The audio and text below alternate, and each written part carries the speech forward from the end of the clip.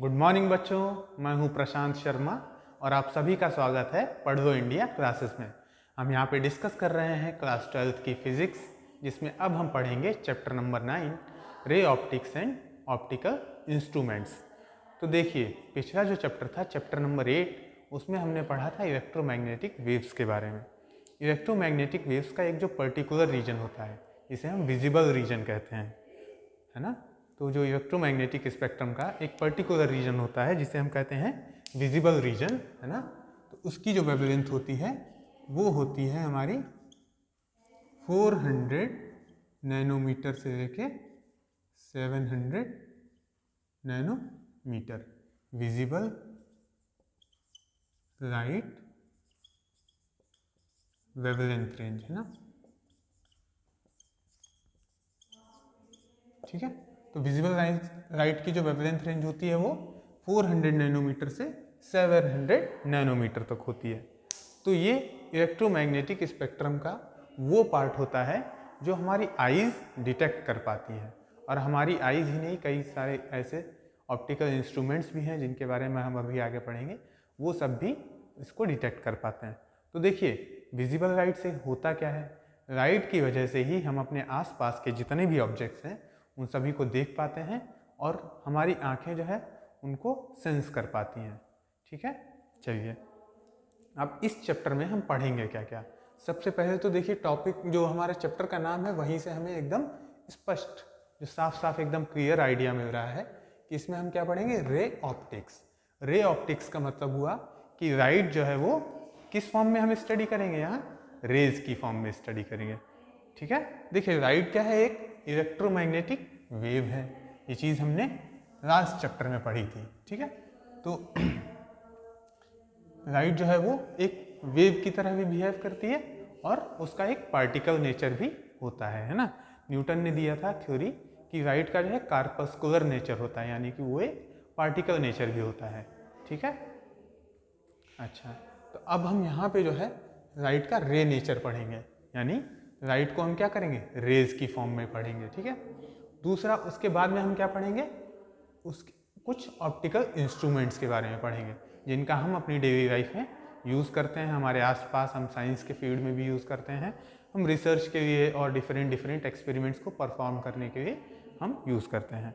तो चलिए देखिए, इस चैप्टर में पढ़ेंगे क्या क्या। सबसे पहले थोड़ा सा उसका एक ब्रीफ जो है मैं आपको इंट्रोडक्शन दे देता हूँ।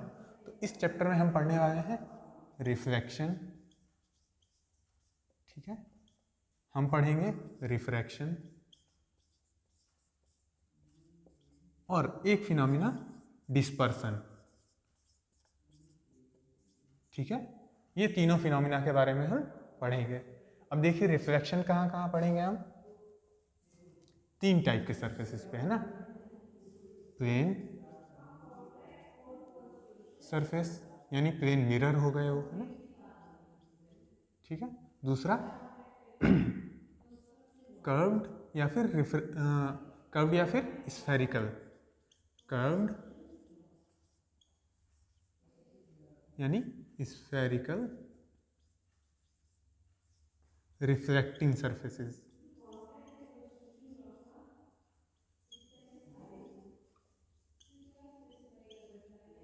अब रिफ्लेक्टिंग सरफेस का मतलब ऐसे सरफेस जो किसी लाइट रे को रिफ्लेक्ट करें। रिफ्लेक्ट करेंगे तो यानी ये क्या है, मिरर्स हैं। ठीक है, ये मिरर्स हैं। ठीक है, और कर्व्ड यानी spherical refracting surfaces. Refracting surfaces जो रिफ्रैक्शन का फिनोमिना जो है परफॉर्म करें या शो करें। ठीक है, रिफ्रैक्टिंग सरफेसेस। अब ये क्या होते हैं, जो रिफ्रैक्शन करते हैं वो क्या होते हैं, लेंसेज होते हैं। ठीक है, तो ये सारी चीज़ें हम पढ़ेंगे कि रिफ्लेक्शन और रिफ्रैक्शन किस किस से पढ़ेंगे हम, प्लेन सरफेसेस से पढ़ेंगे, कर्व्ड सरफेसेस यानी मिरर्स से पढ़ेंगे, और कर्व्ड स्फेरिकल यानी रिफ्रैक्टिंग सरफेसेस से पढ़ेंगे। ठीक है, तो रिफ्रैक्शन कहाँ होगा, लेंसेज में ही होगा भाई, है ना। और रिफ्लेक्शन कहाँ हो रहा होगा, मिरर्स में हो रहा होगा। ठीक है, चलिए, और प्लेन सरफेसेस यानी प्लेन मिरर्स में भी रिफ्लेक्शन हो रहा होगा। तो ये तो था एक ब्रीफ जो है इंट्रोडक्शन कि इस चैप्टर में हम क्या क्या पढ़ने वाले हैं। चलिए अब देखिए हम देखेंगे कुछ बेसिक टर्म्स जो बहुत ज़रूरी हैं इस चैप्टर को आगे पढ़ने के लिए, है ना। तो देखिए ये छोटे छोटे जो बेसिक टर्म्स होते हैं वो आपने क्लास 10th में भी जो राइट वाला चैप्टर है उसमें पढ़ रखे होंगे, उनको एक बार हम थोड़ा सा रिवाइज कर लेते हैं, ठीक है। तो सबसे पहले उसमें हम देखेंगे reflection through plane mirror.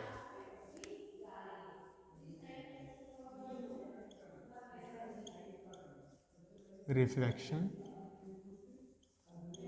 Through plane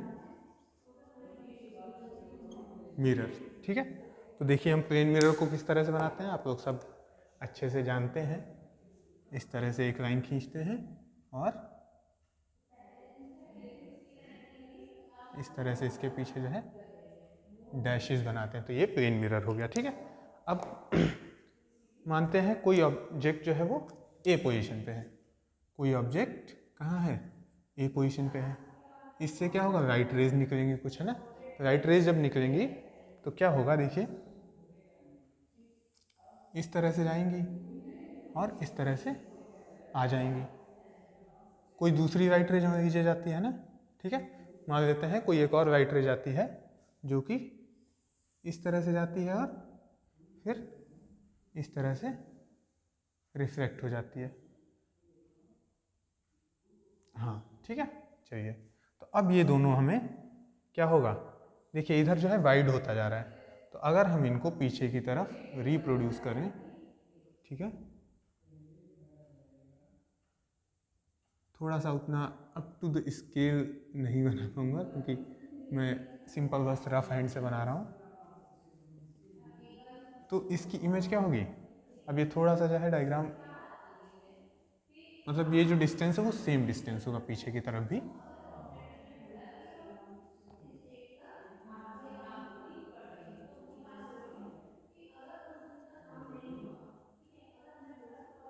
ये डैश है ना। तो देखिए प्लेन मिरर के केस में क्या होगा, थोड़ा सा लाइंस स्ट्रेट नहीं बनी है, तो आप इस चीज़ को उतना, क्योंकि जब स्केल से बनाते हैं तो लाइंस जो है स्ट्रेट बनती हैं। यहाँ पे क्या है, मैं हाथ से ही बना रहा हूँ। चलिए इस तरह से कुछ, ठीक है। चलिए अब यहाँ पे देखिए है क्या, रेज जो है एक्चुअली आ तो यहाँ से रही है और यहाँ जाके प्लेन मिरर पे पड़ के फिर रिफ्लेक्ट हो रही हैं। पर अगर कोई पर्सन यहाँ पे है, यहाँ पे आई है, ह्यूमन आई या कुछ भी जिससे भी हम देखें, तो उसको क्या लगेगा कि रेज क्या हो रही हैं, यहाँ से आ रही हैं। So the rays appear to come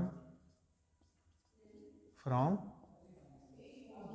point, कौन से पॉइंट से आने की लग रहा है, प्रतीत हो रही हैं, ऐसा लग रहा है हमें कि ये ए डैश पॉइंट से आ रही हैं, ए डैश, ठीक है। So a dash is the image of a, है ना। तो इसी को हम क्या कहते हैं कि ये जो है पॉइंट, ये इसकी एक इमेज है, किसकी, ए पॉइंट की, ठीक है। चलिए तो ये तो एक बेसिक चीज़ थी जो आप लोगों ने छोटी क्लासेस में क्लास 10th में भी पढ़ रखी है, ठीक है। चलिए अब इसके बाद जो है हम आगे रियल इमेज और वर्चुअल इमेज को डिफाइन करेंगे। तो चलिए देखिए डिफाइन करते हैं आगे। सबसे पहले डिफाइन करते हैं हम रियल इमेज को कि रियल इमेज क्या होती है। मैं आपको आज कुछ, देखिए इंट्रोडक्शन है तो बेसिक टर्म्स जो यूज़ हम करते हैं वो आपको पता होने चाहिए, है ना। जो हम टर्म्स बेसिक इस चैप्टर में यूज़ करेंगे वो सारे आज हम थोड़ा सा देख लेते हैं। तो देखिए रियल इमेज क्या होती है ना, तो इसको डिफाइन करते हैं व्हेन द रिफ्लेक्टेड या फिर रिफ्रैक्टेड, है ना, जैसे reflected rays actually meet at a point, the image obtained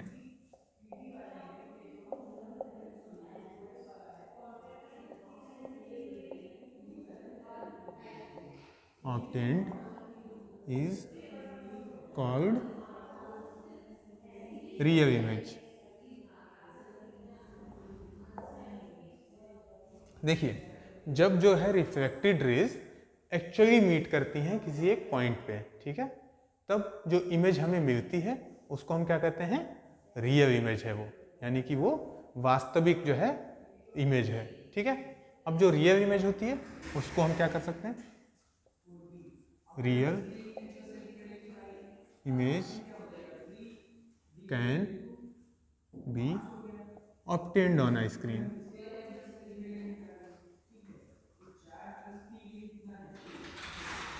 जो रियल इमेज होती है उसको हम किसी स्क्रीन पे भी, यानी अगर हम जो हमारा मिरर है उसके सामने कोई एक स्क्रीन लगा दें, ठीक है, तो उस स्क्रीन पे क्या होगी, वो इमेज हम ऑब्टेन कर सकते हैं, उस स्क्रीन पे उस इमेज को हम देख सकते हैं, ठीक है।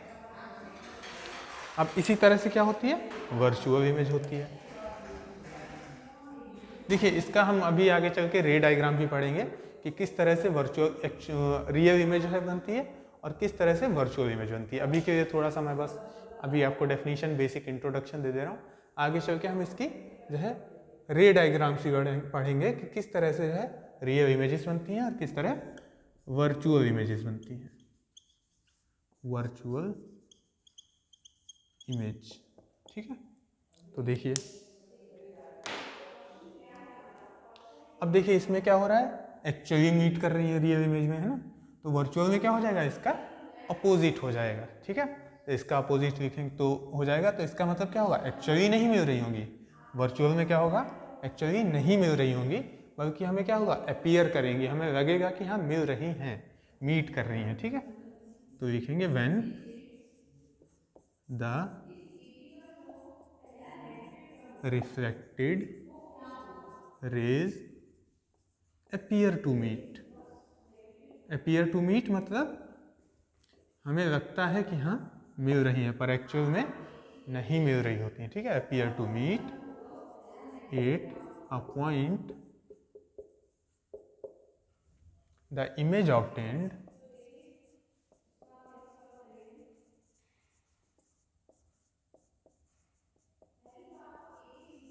is called is virtual image।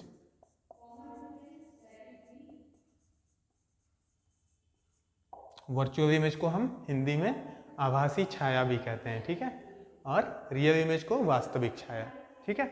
अब देखिए real image can be obtained on a screen, तो वर्चुअल वाला क्या है, उसका अपोजिट है, तो इसका मतलब हम वर्चुअल को क्या कर सकते हैं, स्क्रीन पे ऑब्टेन नहीं कर सकते, तो वही चीज़ लिखेंगे,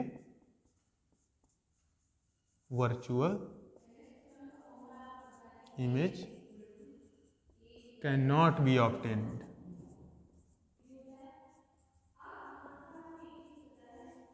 ऑन अ स्क्रीन, ठीक है।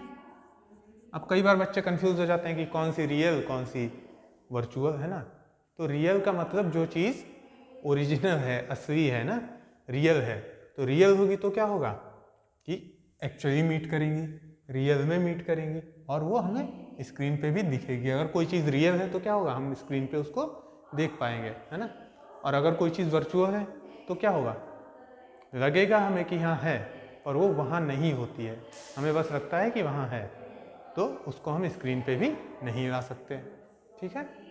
चलिए अब थोड़ा सा आगे और बढ़ते हैं और हम लॉज ऑफ रिफ्लेक्शन पढ़ते हैं। तो चलिए अब हम देखते हैं लॉज ऑफ रिफ्लेक्शन।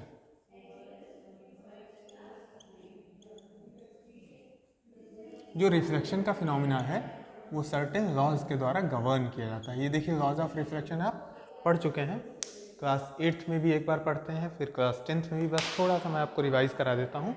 तो देखिए दो लॉज ऑफ रिफ्लेक्शन होते हैं। नंबर फर्स्ट है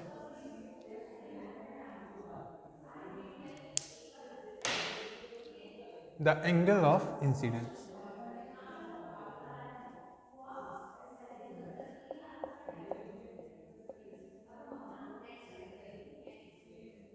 is equal to the angle of reflection. ठीक है, तो अगर हम एंगल ऑफ इंसिडेंस जो होता है उसको लिखें i, that is angle i equals to angle of reflection. तो अगर हम एंगल ऑफ रिफ्लेक्शन को आर लिखें तो एंगल आर हो जाएगा। ठीक है, चलिए जो सेकेंड लॉ है वो ये है,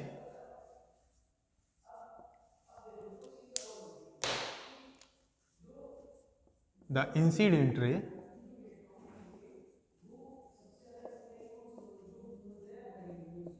the reflected ray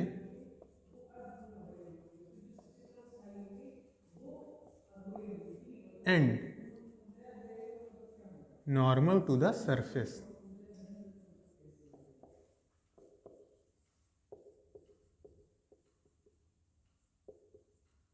all lie in the same plane।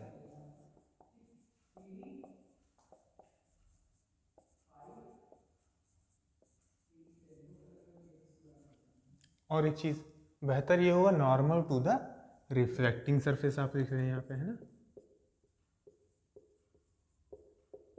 कौन सा सरफेस जो रिफ्लेक्ट कर रहा है। ठीक है, तो इंसिडेंट रे, रिफ्लेक्टेड रे और normal to the reflecting surface all lie in the same plane. तो देखिए किस तरह से होता है, ये कोई रिफ्लेक्टिंग सरफेस है जिसमें हम पीछे की तरफ इस तरह से पॉलिश्ड है ये। ठीक है, तो पॉलिश्ड होता है तो इस तरह से रिप्रेजेंट करते हैं, और ये इंसिडेंट रे है ना, और ये रिफ्लेक्टेड रे है, और ये है क्या, नॉर्मल टू द सरफेस। ठीक है, तो ये इंसिडेंट रे, तो ये देखिए एंगल ऑफ इंसिडेंस आप जानते हैं क्या होता है, एंगल ऑफ इंसिडेंस क्या होता है, the angle between the incident ray and normal to the surface. तो ये क्या आ जाएगा, आई, और ये रिफ्लेक्टेड रे है, तो एंगल ऑफ रिफ्लेक्शन क्या होता है, एंगल ऑफ रिफ्लेक्शन आप लोग जानते हैं, it is the angle between reflected ray and normal to the surface.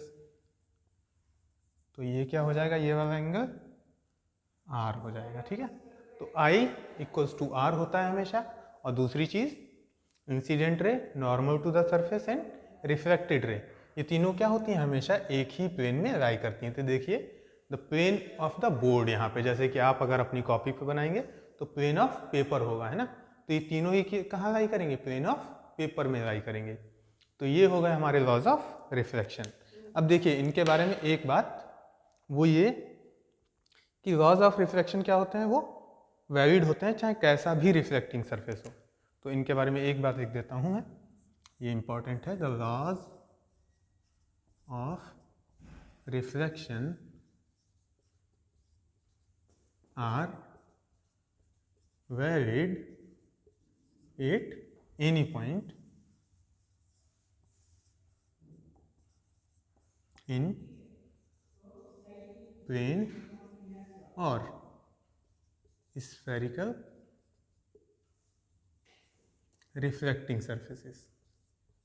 Plane reflecting surfaces का मतलब प्लेन मिरर, और स्फेरिकल रिफ्लेक्टिंग सरफेस का मतलब जो स्फेरिकल मिरर्स होते हैं।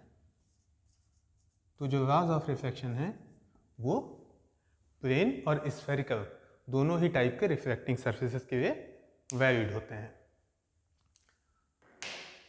तो चलिए इसके बाद जो आगे के टॉपिक्स हैं वो अब हम नेक्स्ट जो है आगे कवर करेंगे। Thank you.